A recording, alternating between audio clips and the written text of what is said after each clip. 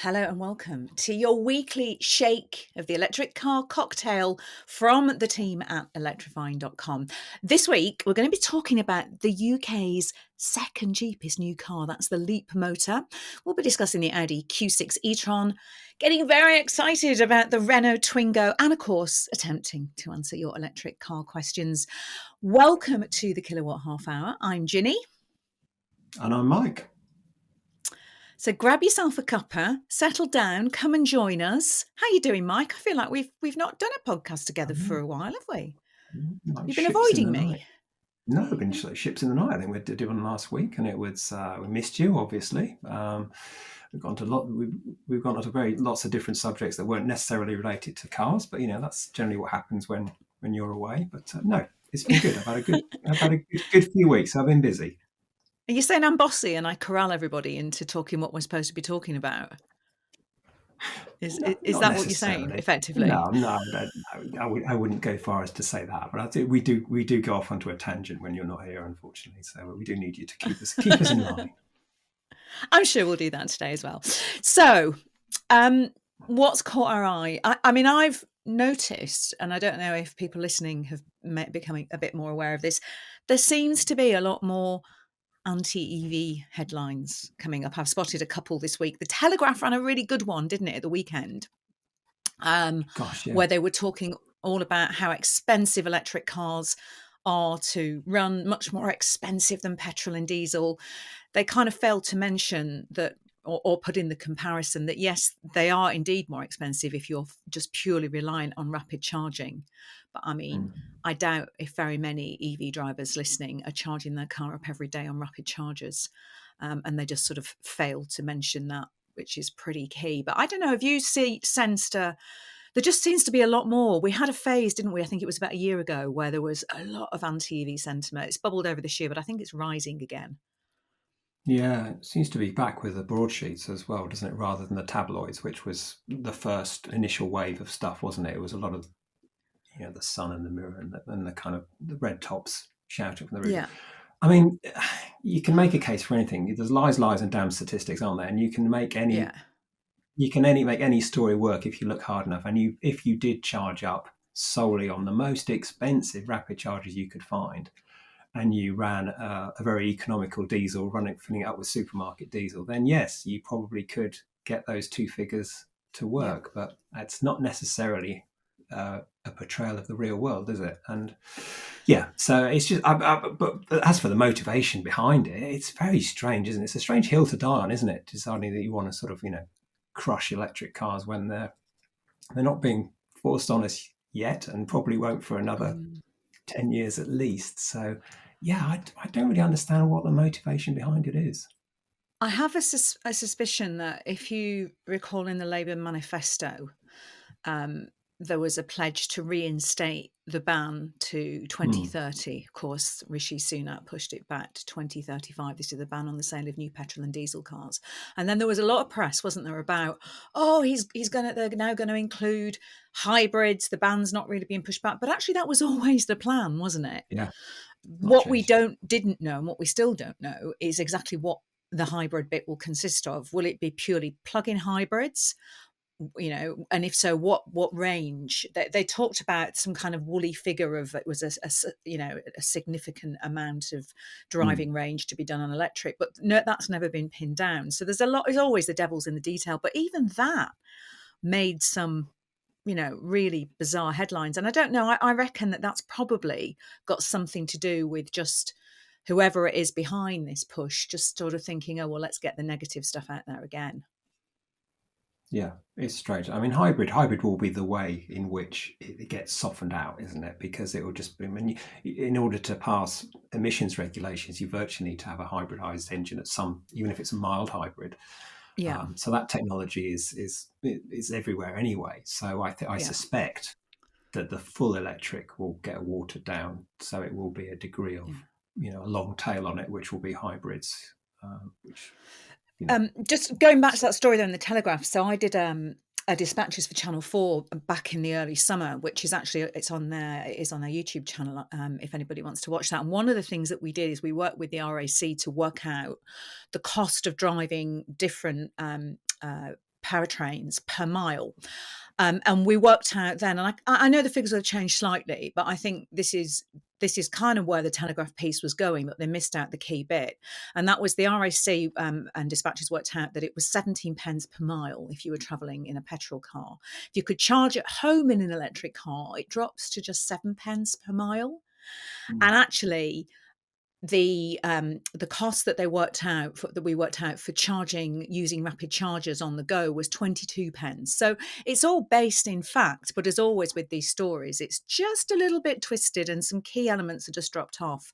But I mean, I'd love to know, I don't know about you, what people reckon they're running their EVs for. Let's get some of that positive message out there. So either drop us a line in the comments below, or you can email us at podcast@electrifying.com. What do you think you're running your electric car for? Either pence per mile, or what are you charging up for overnight? I tend to just literally charge for 4 hours a night, always on my off peak. So I'm just constantly topping up, and I find that's the right way to do it for me. But yes, we'd love to hear. I'd be interested. I'd be also, particularly interested to hear from people who don't have access to home charging, how they're making it work. Are you using, supermarket charger, using sort of slow destination charging at work, or if you're purely having to rapid charge at public sites, how's that working out for you? Because that, it'd be interesting to know the financial implication of that, because that does affect a lot of people, doesn't it? So be interesting to find out. It does. So Mike, has anything been getting you giddy with excitement? Back to giddy with excitement again, aren't we? What have you been driving? Anything good? I have actually. I've had an Audi Q6 e-tron, which I know are you familiar with? Did you have a look around one of those? Have you had a drive of one of those? Yeah, I did the very first walk around video when the first time we saw it, and then I think it was Nikki that went out and did a first drive video with it, and then you've spent a bit of time driving the UK. In the UK. What do you think? It's an interesting car, and it's in one fell swoop kind of makes the Q8 e-tron totally redundant, doesn't it? Because it's bigger. It's bigger inside. It's nicer to drive. It has a longer range.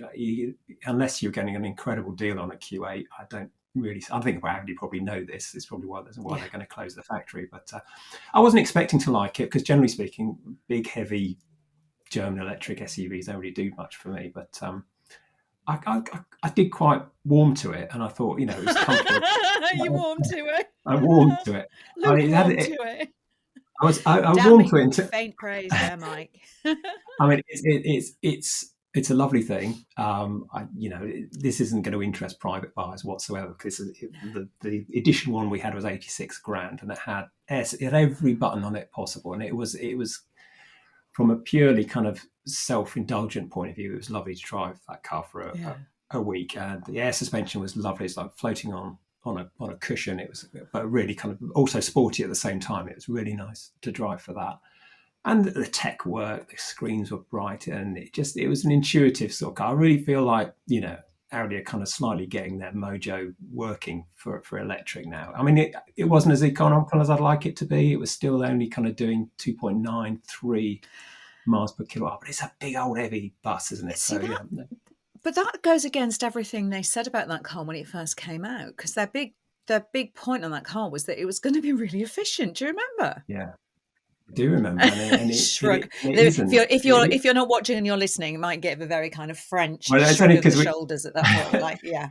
It's only because you and I sit through every press conference where every new car is going to be, this is a new revolution in efficiency, and we've done this, we've done that, and then we get it and it does 2.9 miles per kilowatt hour, which they all seem to do. So it's whether it's us or, I don't have a particularly heavy right foot, but it was averaging that, and that was in decent weather. So, that was a little bit disappointing, but the actual range starts at just under 60 grand for the rear drive, and I suspect, like a lot of these things, the simpler versions will probably be the best ones to buy. But it was a nice week with it. Whilst we're on the subject, Mike, of range and efficiency, should we leap forwards to another story? See what you've done there. Do you? Guess what car I want to talk about? Couldn't be the Leapmotor, could it? The Leapmotors. I do want to talk about that. But this is one of the very few cars that, they've gone on and on about efficiency in press conferences. Tom has been out to drive this new car, and efficiency, goodness me. Do you want to share the news, Mike? We're astounded, aren't we? It's amazing, yeah, because Tom sent us a screen grab, and I wondered what it was. But he said, "Yeah, I'm driving this Leapmotor T03, which is the new, been bought in by Stellantis. It's a joint venture between Chinese manufacturer Leapmotor and Stellantis. So it's going to be sold in the UK through Stellantis dealers, so Vauxhall, Peugeot, Citroen." Anyway, I digress. But the picture he sent us, he's been driving the car on the road route of the launch, and he managed to get 8 miles per kilowatt hour, which he thought maybe that was a glitch. He'd driven it again, and he's driven it with the aircon on full cold, and he's getting on. He's getting basically the same. So it's a small car. It's got it's a 37 kilowatt hour battery, 165 miles of range. It's a very light car. And yes, it does seem to be, in total opposite to the Q6 I've just had for a week, incredibly, incredibly efficient. So I'm fascinated to see what that's going to be like when we get it here. It's a really interesting car, and Tom's video is on the YouTube channel. Yeah, if you haven't already, go and check that out. And there's a full review on that over at electrifying.com. But I think what I found really interesting on that is that I just had this vision of everybody, sort of all the accountants at Dacia, just having a very, very bad day when the pricing on that car was announced. They've all, had to go out for a drink after work to cheer themselves up, haven't they? Because it's really competitive in terms of pricing, but it's actually, from what Tom was saying, it's a bit sprightlier, it's got a bit more power, it's got 94 brake horsepower compared to the Spring, which has got 63, and it comes with a lot of really nice kit. He was going through that list of what it gets, and it's got all the usual safety kit you'd expect, but it's got things like adaptive cruise control. What? On a car like that? Really? It's got a sunroof. It's got, the nice sort of door warnings that tell you if somebody's walking by or a cyclist is coming, and blind spot warnings. It's got an awful lot of kit. He was, however, very disappointed by two things. Its lack of a rear wiper. Yeah. That's so Tom, isn't it? He loves a rear wiper. He does. But also he thought the name was a bit dull, and I have to agree with him. Yeah. And I think we should put it out there. What do we think we should rename the Leapmotors T03? T03? I don't even know you say it. Have you got any thoughts on what we should call it? We like giving cars different names at Electrifying. I think that's a good thing to ask. I think Tom hit it on the day. He said it sounds like they were trying to work out what they were going to call it, and they decided they were going to call it on the name of the room they were having the meeting in. It does sound like that. It does sound like that. Sounds like a paper size or an airport terminal. So yes, we do. It does need to. I mean, I think I'm not sure if we mentioned, but yeah, it's 15,995. It's under 16,000. Oh yeah, we did. That's why we're waxing lyrical about it. Probably should have said the price right at the start there, shouldn't we? I know. I think we should, keep the best to last. But yeah, I think when you stack up the figures against the Spring, whereas the Spring feels like a car you could kind of make a case for if you were only doing this, that, and the other. Like an AMI. It's obviously more usable than an AMI, but it's still not quite the kind of car you're going to use day to day. I think this one. I think you could probably make that work on a day-to-day basis. I mean, rapid charges at 40 kilowatts. It's not great, but that's still more than the Spring does. Well, in fact, it doesn't do it at all on the base level Spring, does it? So it's I think it's a really interesting proposition. As Tom says in the video, there's a hint of kind of you and I are old enough to remember things like Daihatsus and that kind of thing. It has that kind of quirky look, doesn't it? Sort of bug-eyed look. That was actually, I did think about that. I did think we should call it the Frog. Because it's got that kind of, but also the Leap Frog. Yeah. I quite liked that. And if they were going for a number, I thought they should have had the Leap 29. For why? Do you not get that? Leap 29? Was it? Leap no. 29. I'm not going to tell you. Can anyone in the comments... Oh, okay. Yes! Yeah. The Leap 20... I thought that would be quite clever, no? Very clever. Yeah, too clever for me, obviously. You're a hard taskmaster, I ask you. Let us know in the comments below, what should the Leapmotor T03 be renamed? On the team, we famously renamed the Toyota, the BZ, whatever it is, the Barry, and the Honda EN 276WP, or whatever that's called. That's now called the Ernie. So what should we on the team rename the Leapmotor T03? Because we like to give our cars nicknames if we don't like their original name. Indeed. Indeed we do. What should we talk about now? I feel like I've lost the plot. I've been away for Well, a bit. in Tom's absence, because he's driving the T03 at the moment, he's done a spectacular job. He's probably had no sleep because there was no embargo on this launch, so he's managed to write it overnight. So it's but he's out there doing that. So I'm doing Barnard's Bargains of the Week this week. So I'm hoping I look after Mike's for him. Motor of the Week. Yeah, there you go. No, it could work. Mike's Motor of the Week. You seem very keen on renaming everything this week. Is it something we should know about? But, I'm very contrary. Well, I found two things. One of which, the used car is on our fabulous selection of used cars. It's on electrifying.com. It's Polestar 2, 2021 Polestar 2, dual motor, 78 kilowatt hour battery. So the big battery, nice car, that Polestar. It's got 84,000 miles on, which, might be a concern, but it's 19.5 grand. So it's under 20 grand. That's the first time I've seen Polestar sort of reaching that. And that's a kind of 44 grand car new when it was. That's 3 years ago. So that's a lot of car for the money. I had a look at it. It looks really nice. It's got the cloth seats rather than the leather ones. So it doesn't look like it's aged at all. So yeah, nice car. I'm literally just looking it up now on the listings. Yeah. Yeah, because they're mostly sort of they've still got to start, well into the 20s, aren't they? Yeah. I mean, Goodness me, that looks nice. Yeah, it does, doesn't it? Yeah. So that's a lot of car for the money. That is a hell of a lot of car for the money. Okay. I like that. I'll have that. I approve. Excellent. That's got a tick. And the second one is... Okay. It's also in my favourite colour as well, just saying, because it's that lovely sort of icy blue. It's lovely, isn't it? It's as close as Polestar get to a colour, isn't it? That blue. It is, but it looks great in it. Yeah, it does look nice. Yeah. Okay, lease, because we know not everybody ever buys, a new shape Kona, big battery, 65 kilowatt hour battery, 320 mile WLTP range. So, not nice, good solid car, family car you could use every day. £187 a month, and that's only with one month in advance paid as well. So that's not much, is it? Really? 187, under 190 quid a month for a really good. I mean, because everything else, 140 quid, you're into kind of old Leafs and MX-30s and kind of stuff that you would really kind of have to compromise yourself to drive. Yeah. But that's, 300 mile family SUV, £187 a month. That's nice. It's a good deal. It is really. We're really getting into that territory now, aren't we? Where those people who go, oh, but electric cars are so expensive and they're miles more expensive than petrol cars, and that's why we don't want to buy them. You just need to point things out like this now, because I have always liked the Kona. I've always had a bit of a soft spot for it, but the previous version wasn't exactly wow. But this new model is really, well, it's not new now, it's a couple of years ago, but it's a good car as well. It's got a really nice interior. It's comfy. It's got vehicle to load. It's got a lot of great stuff on it. And that is a really, really good price for one. It is, isn't it? Yeah. I really like that. So yeah, so there we go. So those are the two bargains. I hope Tom is pleased with those choices. I mean, he'd have chosen a Leaf. I think he would approve. I do. I think he would approve. Should we go on to some? What should we do? Should we do some car buying questions? Yeah, let's. What do you reckon? Why don't we bounce around a bit? Let's do some car buying questions. So we've had a lovely question from Alison. Hello, Alison White, and she has emailed us. If you do want to drop us an email, podcast@electrifying.com.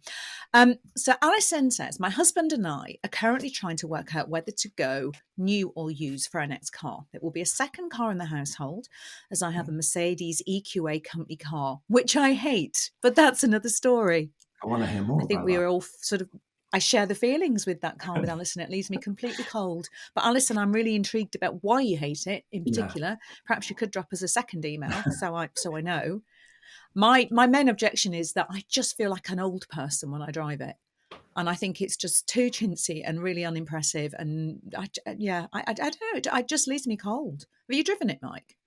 I haven't driven an EQA lately, no. But I know where you're coming from.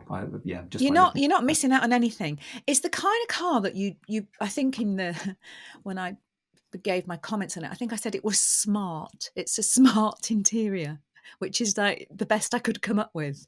It's just a bit meh. So anyway, get back to your car buying question. But yeah, feel your pain on that one, Alison. Anyway, Alison goes on to say, for this second car, we're quite tempted by the Dacia Spring. Good choice, but just saying, Leap Motors, 29 Leap, or even T03 Right, as it's well, this officially question. called. Yeah. Okay. Yeah. But also think that £16,000 would get us a decent used EV. We both like the idea of having a car from new in terms of battery life and warranty. We only need something small. What do you recommend? Okay. Leapmotors. Yeah. Okay. Yeah. This has come in the last 24 hours, really. We didn't know anything about this car, really, until Oh, 24 hours ago. Now we're and recommending we've everybody. already given it a new name, the I Leapmotor know. Frog or 29. It's an interesting question, isn't it? Because I think people are worried about, there's obviously that thing about having your name on the V5, first name on the V5, and you've got the full battery warranty. Personally, I don't think it would. I probably wouldn't go down the Spring or even the Leapmotor route, because I think Yeah.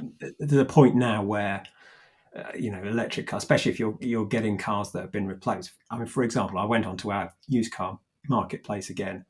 I found an absolute cracker, Ginny. Even you would approve of this, and you and I disagree on most things in cars, right? So I found a 2023 Mini Cooper electric, 43 kilowatt hour battery, so the big battery, 2,100 miles, barely run in, Okay. Yeah. Okay. £16,900. You'd have that, Really? wouldn't you? Wouldn't you have I that? would have that without a shadow of a doubt. If I was spending Your second car? £16,000, Yeah, I would have that in a heartbeat. yeah, And funnily enough, I was also looking on the used car listings over good. at electrifying.com. And I'd be so happy. And there were some good deals on, under 15,000 now for a Vauxhall Mocha, the Corsa, Yeah, loads of MX-30s. Now I know that, those cars, a lot of those cars do have their issues. Maybe we're not massive fans of them, but you look at the MX-30, for example, if you're not, the range is the big downer with that car. As you know, I got three, as I say all the time, I've got three rowers in the back of it. It's got great headroom, loads of space. It's got those nice doors. Under £15,000, there's several of them on the listings. But the Mini, I didn't spot the Mini, and I'd go for the Mini in a yeah, heartbeat. Depends how much space you need, Alison. If you yeah. need I mean, more room in the back seat, probably not the Mini. But if it's not really a car that's going to be regularly carrying backseat passengers, there are some good options out there used, and you don't need to be worried about the battery, do you? We've got loads of videos here on the channel and loads of explainers over on the site which talk about that. And yeah, that temptation to have a warranty is great, but a lot of these cars are coming still under warranty. yeah. Oh, yeah. I mean, that Mini is only a year old, so I mean, that's still going to have the rest of the warranty to run on it. So Yeah. that'd be a no-brainer for me. But I completely understand the joy of driving out in a new car. So yeah. But I mean, that'd be my personal thing. Would be a virtually new, especially something like that with Mini, where you've got a new version coming. The values of the previous one, that was still on sale up to a few weeks ago, will be, quite depressed. So it's it's a good one to have. Shall I move on to another Really one? good one. Another question? Yes, go on. Let's have another one. This is an interesting one. John Perrott via podcast electrifying.com. Do you think that warranties should be based solely on miles? I cannot see why warranties are time limited. As a low mileage driver, my wife's car will be out of warranty with only 10k on the clock. Now, I can see where John's coming from here, because if you've got a car with a 3-year warranty on it and you only do 3,000 or 4,000 miles a year, then you are going to be in that situation where a car you feel is almost brand new is going to be out of warranty. But I guess manufacturers have to draw the line somewhere, don't they? And there are plenty of other manufacturers who are offering longer ones, aren't there? Yeah, that was my thought. It's an interesting question. On the face of it, it doesn't seem fair, but I think there is no such thing as a free lunch, is there, in life? And like you say, there has to be that line drawn. And if you look at some of the warranties that are popping up now, particularly on electric cars, a lot of manufacturers are really pushing those warranties. I mean, Kia have always had a great warranty. So you get Yeah. 7 years, 100,000 miles. I mean, that's, for my money, I think that seems incredibly fair. I think Suzuki have a similar warranty. Peugeot have just come in with an 8-year warranty, haven't they? They've Yeah. recently announced that 100,000 miles and 8 years. But it's not unusual to get now 7-6 year warranties on your cars. And I think there has to be a point at which yeah, it sort of seems fair, really. But I can, I agree that it probably feels a bit unfair if you're only doing a couple of thousand miles a year. Yeah. And The other thing actually I would point out, though, is I wonder, so mileage has dropped over the years, hasn't it? So we yes. Yeah. used to always say it was 10,000, you drove Mm, 10,000 miles in a year. So you'd kind of think 100,000 mile warranty, that's 10 years. We're only driving 6,500 miles now on average in the UK a year. mm. So is there you could potentially say there's an argument there for those figures to be slightly pushed up anyway. Yeah, definitely. I mean, we don't want to give manufacturers a free ride or be too kind to them, do we? But I think it's unreasonable to expect. I mean, I've got a Smart that's 24 years old and has got 18,000 miles on it. I mean, it could be another 40 years before that reaches 60,000 miles, which was the original. I can't really expect a Mercedes and Smart to honour if the gearbox falls out of it next week to expect them to be able to supply and repair it. So it does. There's a fine line. I think 3 years is too low. I have But a lovely, lovely image, Mike, of you in 40 years' time, looking slightly like the guy from Up. Do you know that movie Up? yeah, yeah, Looking slightly like him with his walking stick, going into your local dealer saying, yeah, It's still under warranty. It's not yeah. done the mileage, but I need you to fix something on The it." switch is the electric window switch is Oh. broken. But yeah, yeah. So it's a it's a balancing act. But I'm not entirely. I can understand. You can understand why they're not time. They're not unlimited time. But there we go. Right. Lovely. Shall we move on to the post bag? Yeah, I've had incredible postbag this week. It's unbelievable. What was it mainly about, Mike? Do you want to fill me in? Mainly about I would.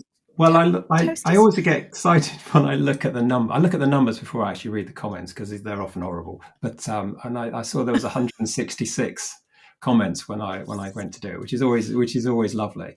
But I've realised quickly that about 25% of them were all about toasters because I asked last week. I was bemoaning the fact that my lovely Smeg toaster, it looks beautiful but makes awful toast. And I made the mistake of asking what's a good toaster. And I think by the time I'd filtered out all the toast things, which we'll hopefully get to very shortly, there wasn't much about. It was the usual amount about cars and nonsense. So there we go. Never ask the internet a question. No, it's A good. buying question. Good toaster out of it. So it's but we've had some other stuff, haven't we? Okay, well, listen, do stay with us because we are going to be turning the conversation back to toasters very soon. Please don't switch off at this point. Instead, let's talk about the Hyundai Insta and embargoes. And Tassie EV, who is a regular listener, hi Tassie, said, "Why can't you talk about the Casper/Insta? As a YouTuber in Korea, has multiple videos, including a drive review. So it seems odd that the Euro UK HQ for Hyundai are locking it down. Do they live in the 1990s or something when there was no internet?" Yes, Wow. is the answer. It's ridiculous, isn't it? And I'm so tempted to just publish the video for that reason. We've already shot the video. Can't do it till November, I think it is, but we're even not sure about that yet. I have no idea. There are lots of first drives actually that have come from Korea, but we have to sign embargoes, and we are told dates, very strict dates with very strict times when we're allowed to publish. And the fact is that if we break them, and I have been known to break a couple of embargoes in my time, we can be punished. We can face financial penalties. We can also be excluded from other launch events. But it seems ridiculous, doesn't it? It does. Makes me cross, to be honest. It is frustrating. I mean, Kia's and Hyundai's argument is that it has to fit in with their communication process. So dealers get to know at certain points, and what they don't want is a drive to come out, people to walk into a dealership and say, right, here's my deposit for an Insta, when there's no system in place for that to happen. So it's sometimes that, and sometimes we do get a different spec, don't we? I mean, you know, the Korean spec and the European spec can often be quite different cars, or can they? In this case, but they're not going to drive massively differently, and no. and equally, if we always say that this car is set up for whatever country we might be driving it in, and often, as you say, that setup's different for the UK roads or for European roads. But have you ever broken an embargo, Mike? Willfully. Yes. Other than Not yes, go willfully. on. No, not No, willfully. No, would never do such a thing. really. No, I've broken one What by embargo have you accident quite a broken? few times. I broke. I broke. Well, I mean, I can say this, can't we? We were trialing a new timing system for our website Oh where we yes. were allowing, so we could time purely for embargoes, so they could go up at but it was a very complicated system, and I'd uploaded before I went to London for a weekend. I'd uploaded all the Skoda Enyaq coupe images and everything, which was still under embargo. And I'm fairly friendly with the guy who runs the press office at Skoda, Pietro, and he's a very big practical joker. And he called me up in the middle of dinner on a Saturday night and says, "You've broken the embargo for the Enyaq coupe." And I said, "That's very funny, but I'm having my dinner. It's choose your moments." And he said, "No, I really have." He forwarded on me the email from the head of PR in Europe. He said, "We're the only people to have run it."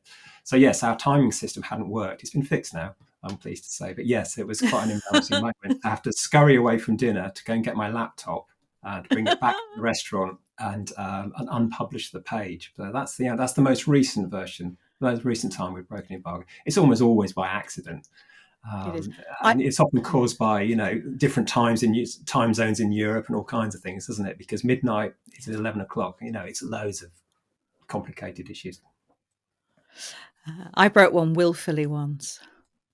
Well, that's Absolutely, nothing to brag 100% about, on is it? purpose. It was what? Sorry. That's nothing to brag about. It's bad behaviour. Is it bad behaviour? Is it? I don't know. It was quite okay. So, Bentley were launching. This is a long, long time ago. So I was writing for a rather grubby tabloid publication at the time. I was the motoring editor at the News of the World. Whoa. And used to get invited on all the big first drives, and the PR at Bentley wouldn't invite me on it because it was not really who they thought their target market was, even though we had loads of stats at the time that a large proportion of people that bought the News of the World also took the Sunday Times. So they bought, the Sunday Times for their serious read and the News of the World for their, their other read. So I was quite cross about this, and I was invited out to do a drive in their Le Mans car, an accompanied drive in their Le Mans car out to the Paul Ricard circuit in the south of France. And I went out and did that. And in the car park there, they had a Bentley Continental GT. And it was before the press launch had happened. And they had Johnny Herbert and Mark Blundell there doing photography with it for PR purposes. But it was a production car and it was there in the car park. And I was chatting to the two of them and the photographer who were out there. And I kind of knew them a bit. And I was saying, "Oh, they wouldn't invite me on the launch. I really want to drive that." And Johnny got out the driver's seat and said, go on, drive it. So I sat in the driver's seat, looked around. Nobody from PR was there. And I drove it around the car park. And I managed to get some photographs of me doing that. And the Sunday before the launch, I published it in the News of the World under the headline that I was the first person in the world to not only drive the Bentley Continental GT, but also steal it. Oh, there you go. I got in quite a lot of trouble. So no, the answer to that, Tazzy, is the reason we do it is they get cross with you. So it seems a bit silly, but there you go. I've never really been on a Bentley launch since. Not surprised. I know. Right, go on. What else? Well, last week we mentioned that Stellantis were pausing the production of the Fiat 500e, of their 30 grand city car. Yes, we've had a few comments about it. Leanne Wright, 9686 from YouTube, says, "For anyone looking at Fiat 500e, just buy it." She said, "I swapped my 500e for a 600e a few months ago, and I really missed the drive on the 500e. I don't miss the teeny size. It's so much fun to drive. 600e is a grown-up version that does have a sport mode, but it kind of gives a little bit less oomph than the 500e. So there's a buyer's regret there, I think, from Leanne, because I think she said, I wish they built the 600 on the same principle as the 500e. So you could just feel like a bigger version of that car. It does feel quite different because it's on quite a different platform. So just not a huge fan." Brian Griffiths, 114, again from YouTube, says, 500e's efficiency is mediocre. I only get 4.6 miles per kilowatt hour. I've never seen 4.6 miles per kilowatt hour, Brian. I think you've been quite hard on it there.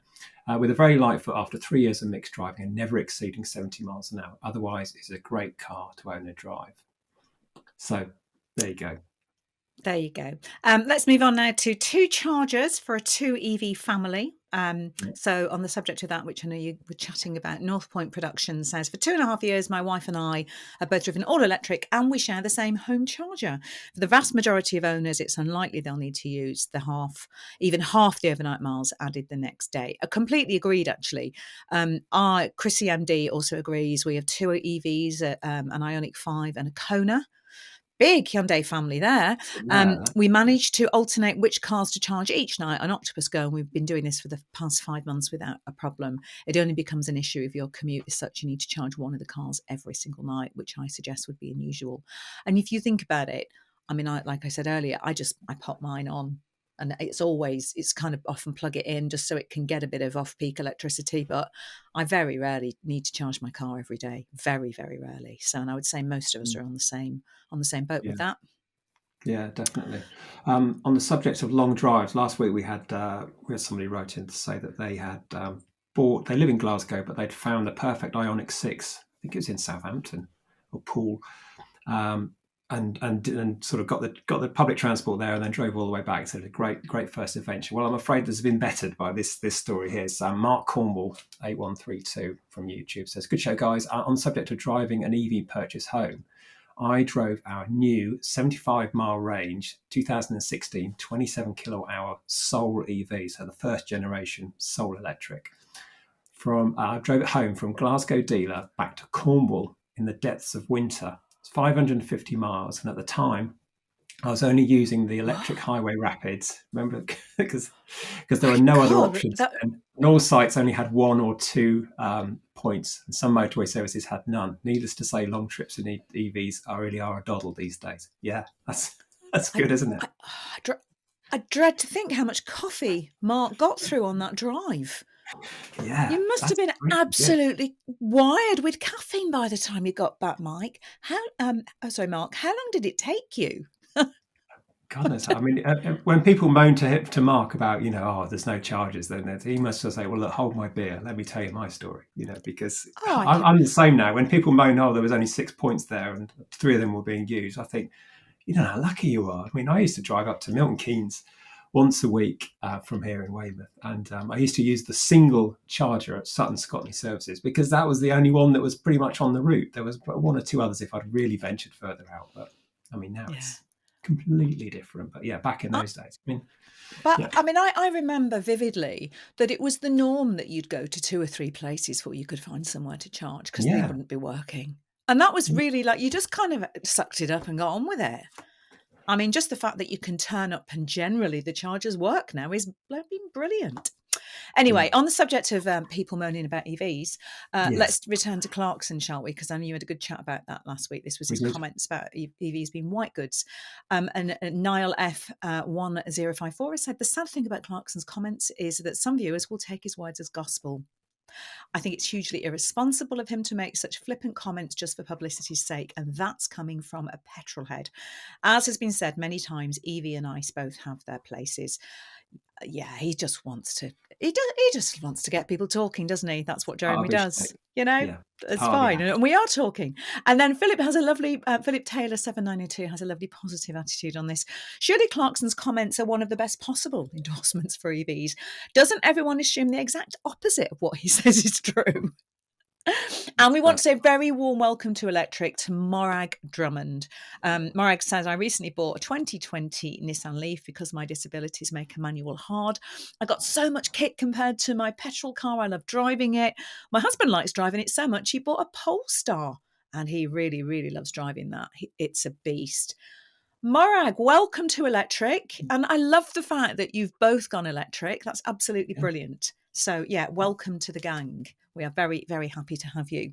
Should we turn to toasters, Mike? So I'm sure this is what everybody's been waiting the 40 minutes. When we look at the analytics of this video, this will be the point where it drops off like a cliff, won't it? Because we've mentioned. Right, as toasters. You know, I wobbled on about toasters. Yeah, so this is the last time we'll ever mention it. John Beale says, I had a dual-lit toaster for over 25 years. 25 years for a toaster. Never broke down, still going strong. Ben Hilliard says, 2 things on toasters. The smeg looks okay at best. Disagree. I think it looks great. Mitsubishi makes a toaster. Very helpful. Daycoder says that Russell Hobbs toaster caught fire the other day. Currys didn't have one I liked in stock, but I couldn't pull the trigger on a Smeg at £180. Tempted by Dual It now. Let us know how you get on, Daycoder. I'm going to do one more.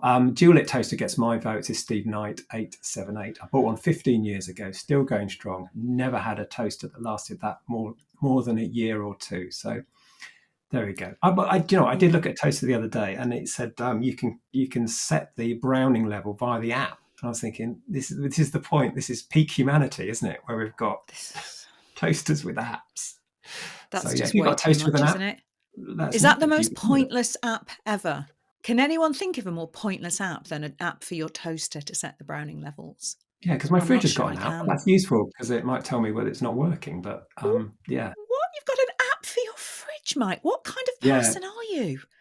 If Karen's making a cup of tea in the kitchen and she's left the door open, I get a message on my app to tell me the door. Please, no. Are you making this up?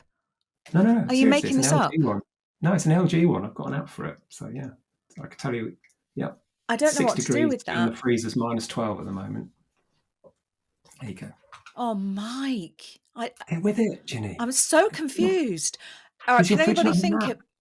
No, of course my fridge doesn't have an app. I barely remember to close my fridge or put food in it, let alone know what temperature it's at. I can only barely remember to charge my car. Does anybody else have an app for either their fridge or their toaster? Or can anyone else think of a more useless app than either of those? I know we're going off the subject of cars, but I'm quite fascinated by this new news about Mike, that he is a complete and total app geek. As always, let us know what you think. podcast@electrifying.com. You can drop us a comment in the comments below. Ignore what Mike said earlier. They're not all nasty comments. We get lovely comments from you, and we do love getting them, and we do read them all. Don't do that face. For again, those of you listening and not watching is now doing a kind of like another like cynical kind of smirk at the camera to sort of try and pretend. Nice. They wouldn't say it all nice. Most of them are nice. People moan a lot about the sound. They do, yeah. There's what? Look, there's some spicy ones, aren't there? There's some salty comments sometimes, but in Justified last week, because we did have a problem with the sound with poor Vicky's sound. So she did sound like we'd locked her in a cupboard. We hadn't, I promise you, if you only listened to it. No. But just her microphone decided to give up. Perhaps it needs an app. Who knows? Anyway. We finish on a nice microphone. I organised her a microphone, so Vicky will now be just to keep all those. There was one listener in particular who was very upset about the sound quality, so just to keep everyone happy, and fair enough. It's very valid. We are definitely trying to get the quality better. We just started this as a bit of a laugh one afternoon, and I was like, right, we're doing a podcast today. And we just downloaded some software. So 12 months later, we're now trying to get our acts together. See, I've even got a padded wall at the back now to try and help with sound. A bit of padded wall. I think you're supposed to do more than that, but yeah, that's good. It's not quite sound studio levels yet, but I'm getting there. I'm going to end the podcast on a really, really lovely email that we had in from Stumpy Blesma, and we love this. So Stumpy Blesman says, as a limbless veteran of the RAF, I was looking for my first EV. I watched loads of car reviews from the Electrifying team and had come down to a choice of two, either a Skoda Enyaq, preferred choice, or the Hyundai Kona. Of course, that should be the preferred choice. You are a man of many, many tastes, or woman, actually, of great taste, because I'm not sure from your email. So at the time of delivery, an Enyaq was 26 weeks, but my Hyundai dealer could get a Kona within 6. Thanks to your reviews, I'm now driving an adapted with hand controls Hyundai Kona. I absolutely love this car, and I'm glad I bit the bullet and went fully electric. Many thanks to the team at Electrifying for doing a great job of informing us all of the good and the not so good points of the current EV lineups. Keep up the good work, guys. And that is such a lovely email. Welcome to the electric team, and we just love finding out if we've helped you, with your choice and if you're happy with it. So please let us know things like that, because honestly, it makes our day, doesn't it, Mike, when we get an email like that? It does, and it means we mention the Skoda Enyaq again on the podcast, which will trigger another message from the guy who always moans that we mention it every week. So that's at least that's one guaranteed comment for next week's podcast. But if you look, I managed to get through right to the end without mentioning it, which I think might be a record for me. Okay, and on that point, shall we leave it? Shall we say farewell? Yes. Have a good week, Electrifiers. Get in touch so we've got something to talk about next week, please. And but let's not keep the toaster conversation going, I think we've probably covered that one, haven't we? Let's turn our attention to useless apps instead. Okay. Okay, from us and from me. Bye. See you soon. Goodbye.